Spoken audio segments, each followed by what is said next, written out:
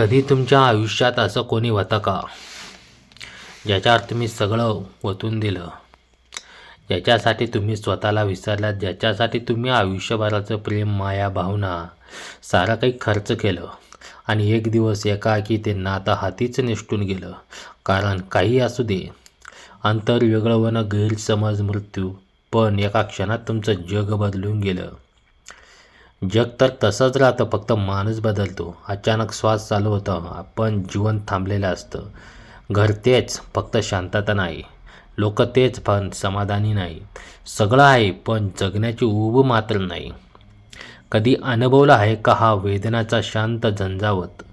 आईला लेकरू दूर गेली, पित्याला मुलानं पाठ फिरवली, प्रेमात कोणीतरी सोडून गेलं, जिवलग मित्राने नात्यातून बाहेर पाऊल टाकलं आणि त्या क्षणी शरीर जागतं पण मन नाही. आणि महाराज आणि माऊली काय म्हणतात माहिती आहे का? ऐक रे कृष्णा, हे नातं तुटलं की मनुष्य जगू शकत नाही. आज आपण अशा एका ओवीचं विश्लेषण करणार आहोत. जी ओवी आपण आज प्रेमाची, मायेची, नातेची, वेदनेची आणि परमात्म्याची असलेली नातेची खरी खोली दाखवते. जर तुम्हाला अशा आध्यात्मिक आणि भावनिक विश्लेषणाच्या माध्यमातून जीवनाचा खरा अर्थ शोधायला आवडत असेल तर व्हिडिओला लाईक करा. जर तुम्ही वारकरी संप्रदाय, संत साहित्य, आध्यात्मिकता हे मनापासून अनुभवत असाल तर चॅनलला सबस्क्राईब करा. आणि हो, मी प्रत्येक ओवीचं असं सखोल विश्लेषण तुम्हाला आणून देत राहतो, म्हणून नोटिफिकेशन बेल जरूर दाबा, म्हणजेच तुमच्यातील हा आध्यात्मिक प्रवास सतत जागा होत राहील. चला तर आता ओवीकडे वळू. नात्रे अपंताचे माये सांडून जरी जाई, तरी कैसे कृष्ण जे ऐक्य कृष्ण. हा संतांचा शब्द, हा माऊलींचा शब्द पहिल्या ऐकण्यात साधा वाटतो. माया, अपत्य, नातं हे सर्व आपल्याला ओळखीचं आहे, पण प्रत्यक्षात ही ओवी केवळ आई आणि मुलाच्या नात्याबद्दल नाही. ही ओवी मानवाच्या अतिशय कोमल भाव, विश्वासाचा आरसा आहे आणि त्याच वेळी अतिशय उंच आध्यात्मिक सत्याचा साक्षात्कार आहे. माऊली म्हणतात, माणूस ज्या व्यक्तीवर निस्वार्थ प्रेम करतो तेथे त्याचा जीव जडतो. त्याची माया, आपुलकी, आसक्ती सगळं काही एका नात्यात गुंततं. आई जशी लेकरावर अखंड माया करते, तशीच माया माणूस आपल्या जीवनात कोणावर तरी करते. कधी मुलांवर, कधी पती पत्नीवर, कधी मित्रांवर, कधी गुरुजनांवर आणि कधी कधी एखाद्या अशा व्यक्तीवर जिच्या अस्तित्वाने जीवन असतं. आणि असं नातं जर एखाद्या दिवशी तुटून गेलं तर त्या व्यक्तीचं हृदय एकदम रिकामं होतं. जीवनाचा केंद्रबिंदू हल्ल्यानंतर माणूस अडखळतो, वाटायला लागतं जगायचं तरी कशासाठी. हा अनुभव अगदी सामान्य आहे. आईच्या लेकरापासून दुरावणं, मुलांचं आई वडिलांपासून वेगळं होणं, दाम्पत्याची ताटातूट होणं, प्रिय व्यक्तीचं निधन होणं, मित्राच्या नात्यात आलेला भंग, या सर्व प्रसंगात माणूस एका क्षणात स्वतःला हरवतो. माऊली तिथूनच आपल्याला घेऊन जातात. ते म्हणतात, माया नुसती सवय नाही, ती जीवनाची जडणघडण आहे. ती फक्त भावनिक वजन नाही, ती मनाला सांभाळून ठेवणारी शक्ती आहे. ज्यावर प्रेम असतं ती व्यक्ती दूर गेल्यावर शरीर तसंच राहिलं तरी मन आपल्या तुटलेल्या भागाला शोधत राहतं. या ओवीतून संतांचा आवाज हळूहळू आपल्याला सांगतो, अरे मना, तुला इतकी वेदना का होते माहिती आहे? कारण तू जगलाच सार आधारचं मूळ प्रेम गमावला आहेस.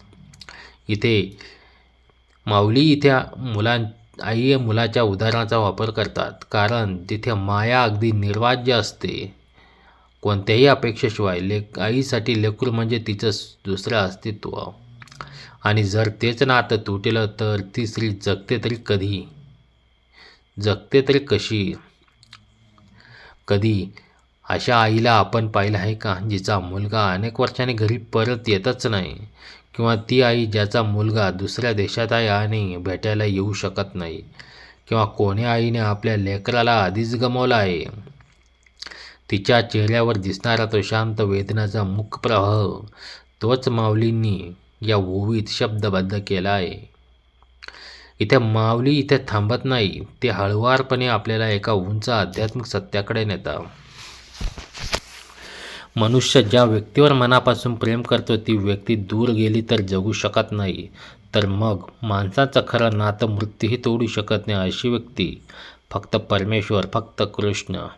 म्हणून ते म्हणतात, ऐक रे कृष्णा, माणसाला जगण्यासाठी तुझा आधार लागतो. मानवी नाती तुटतात पण तू नाही तुटत. तुझ्याशी जोडलं की माणूस प्रेम हरवलं तरी टिकून राहतो. इथे माऊलींनी मोठं आध्यात्मिक रहस्य सांगितले आहे. माणूस नात्यातून हरवता कारण त्याची माया एका मर्यादित माणसावर असते, परंतु जर ही माया अमर्याद देवावर असती तर तुटणं नाहीच. एकदा मनुष्याने कृष्णाला मनात स्थान दिलं की जगातील प्रत्येक नातं, प्रत्येक माणूस, प्रत्येक घटना ही फक्त प्रवाहातील लाट होती. वेदनेतही माणूस तग धरू शकतो आणि तेही मन शांत राहू शकतं. तुटण्यातही प्रेम संपतं, कारण ते प्रेम मग कृष्णाच्या प्रेमाशी एकरूप झालेलं असतं. ही ओवी आपल्याला 2 मोठे धडे देते. पहिला, मानवी नात्याची नाजूकता. दुसरा, परमेश्वराशी असलेलं अखंड नातं. आणि संतांचे शब्द आणि माऊलींचे शब्द सांगतात, जीवनात नाती जपावीत, प्रेमाने मायेने जगावं, पण अंतिम आधार हा एका नश्वर माणसावर नसून ते परमेश्वर असावा. नातं तुटलं, प्रेम गेलं, परिस्थिती बदलली, लोक तुटले, पण कृष्ण तो कधीच सोडत नाही. म्हणूनच माऊली देवाला म्हणतात, कृष्णा तूच ऐक. माणसाचं हृदय एवढं नाजूक आहे की नातं तुटले की ते जगू शकत नाही, म्हणून तूच त्याचा आधार आहेस. अशी ही ओवी जणू वेदनेवर मलम आहे, नात्यांवरचा सत्याचा प्रकाश आहे आणि भक्तीच्या मार्गावरची शांत दिशा आहे. जर या ओवीने तुमच्या मनातील एखादं जुनं नातं हलवलं असेल तर एखादी आठवण, एखादी व्यक्ती, तर कमेंट्समध्ये जय हरी विठ्ठल नक्की लिहा.